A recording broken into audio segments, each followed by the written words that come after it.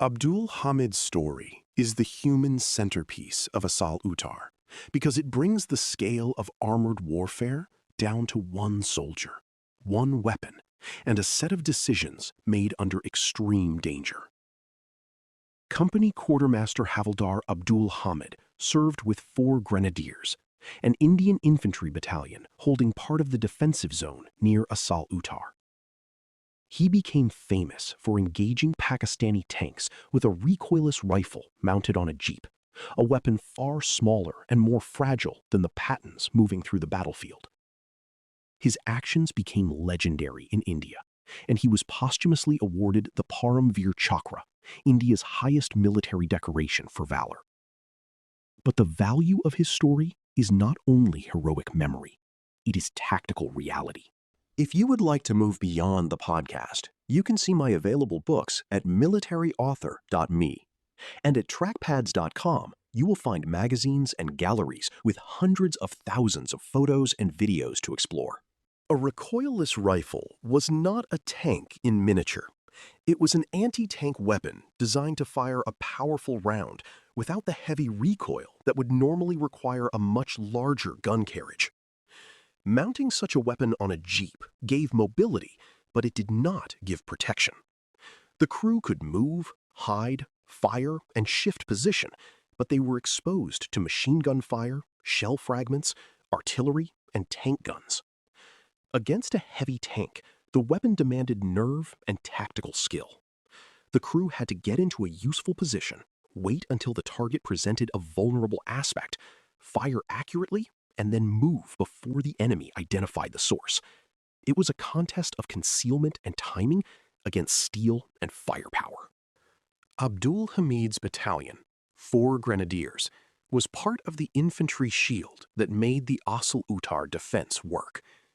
The battalion's role was not glamorous in the way tank battles are often remembered, but it was essential. Infantry positions protected the defensive box, watched likely approaches, and helped prevent Pakistani armor from moving freely through the villages and fields. The men of 4 grenadiers had to hold under the pressure of an armored attack, knowing that if tanks broke through unsupported positions, the line could unravel. In that setting, an anti-tank weapon was more than a piece of equipment. It was one of the tools that allowed infantry to stand its ground when heavy armor came close.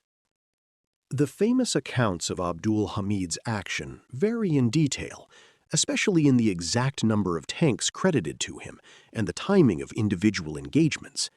That is not unusual in battle, where smoke, fear, multiple weapons, and later memory often make precise accounting difficult. What is firmly established is that he engaged enemy tanks with exceptional courage and tactical effect, and that his actions became one of the defining stories of the battle. It is important not to turn that into invented dialogue or a scene we cannot prove. The truth is strong enough. A lightly protected jeep-mounted weapon used by a determined soldier in the right terrain could threaten tanks that seemed far more powerful in ordinary comparison. The terrain made his weapon more dangerous than it would have been in open ground. Around Asal Uttar, sugarcane, village edges, trees, and broken lines of sight gave anti-tank teams places to hide. Flooded or soft areas and mines slowed armored movement and made tanks more predictable. A Patton moving fast across open country would be very difficult for a small anti-tank team to handle. A Patton slowed, turning, exposed from the flank, or separated from infantry support presented a different problem. Abdul Hamid's courage mattered because he took advantage of those moments. The battlefield had been shaped by engineers and commanders, but it still required individuals to act when the opportunity appeared. This is where his story fits the broader teaching purpose of Asal Uttar. The battle was not won by one man alone, and saying so would distort the combined arms truth. But combined arms does not erase individual action.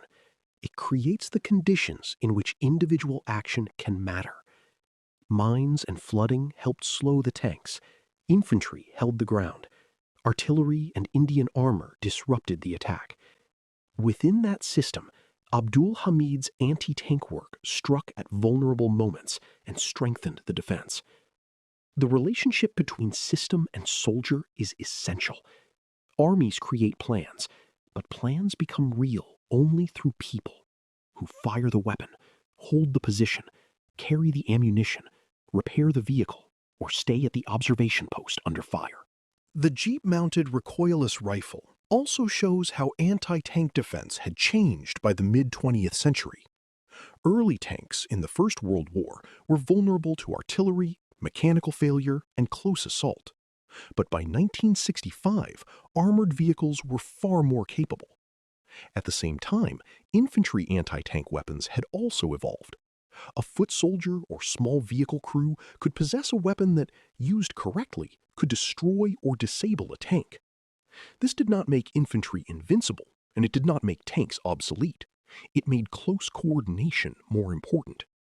Tanks needed infantry to clear suspected anti-tank teams, artillery to suppress them, and reconnaissance to detect where they might be waiting. Separated tanks could become vulnerable to men they might otherwise have overawed. Abdul Hamid's actions are often remembered as a David and Goliath story, but that phrase can be misleading if it reduces the battle to legend alone. He was not defeating armor through symbolism. He was exploiting a real tactical vulnerability in a real defensive battle. The Pattons were dangerous machines, but they were not invulnerable. In the Asal-Uttar environment, where movement was slowed and visibility restricted, small anti-tank teams could have moments of extraordinary leverage. The courage lay not in ignoring danger, but in staying close enough to use the weapon effectively despite danger. That distinction matters. Real battlefield courage is not theatrical fearlessness. It is disciplined action while fear has every reason to exist. The psychological effect of such anti-tank action could be powerful. Tank crews advancing through a defended zone already had to worry about mines, wet ground, artillery, Indian tanks, and uncertain routes. When vehicles were knocked out by hidden anti-tank weapons, the sense of being surrounded by unseen danger deepened.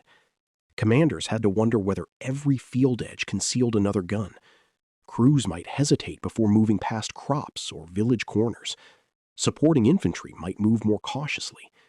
These reactions slowed the attack further, and every delay strengthened the defender's hand. A small weapon, used effectively, could therefore influence not only the tank it hit, but the confidence of the formation behind it. His death also reminds us that heroism in battle is not an ornament added after the fact. Abdul Hamid was killed in the fighting, and the decoration awarded to him came after his life had been lost. The cost should remain visible. In many national stories, heroic figures can become almost untouchable icons, their humanity flattened into a statue or a schoolbook image. A serious account should preserve both the honor and the loss. He was a soldier doing a specific job in a specific defensive system, and that job placed him in lethal danger. The meaning of his courage comes partly from the fact that it was not safe, not abstract, and not separate from the suffering of the battlefield around him. The legend of Abdul Hamid grew because his actions met a deep need in the memory of the battle.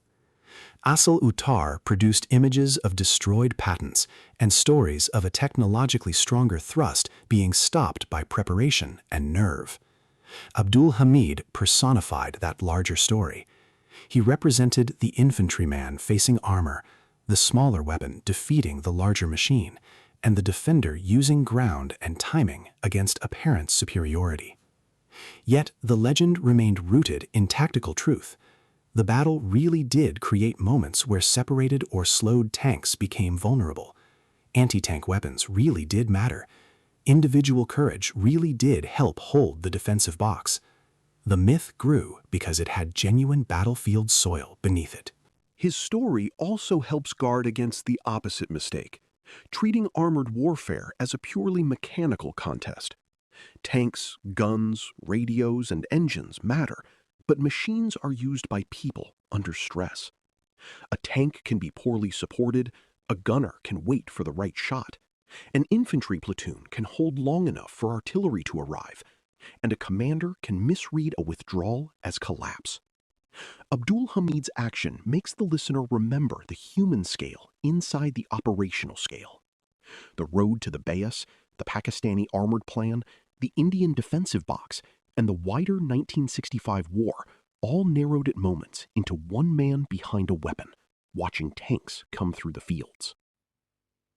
Abdul Hamid matters because he shows how legend and military education can meet without cheapening either one. His courage deserves remembrance, but it becomes more meaningful when understood tactically. He was not a magical exception to the rules of armored warfare. He was an example of those rules at work. Tanks need support. Terrain shapes vulnerability. Concealed anti-tank weapons can punish slowed armor, and individual discipline can influence a larger battle when the defensive system gives it a chance. In the story of Asal Uttar, his name stands for more than bravery alone. It stands for the moment when a powerful armored thrust discovered that in close country, against prepared defenders, even the strongest machines could be stopped by human nerve joined to battlefield intelligence. You've been listening to Famous Tank Battles. These battles were never just about machines. They were about doctrine, terrain, firepower, logistics, and the hard problem of turning shock into victory. For more military history writing and books, visit militaryauthor.me. And for magazines, podcasts, and a massive archive of military photos and video, visit trackpads.com. Thanks for listening.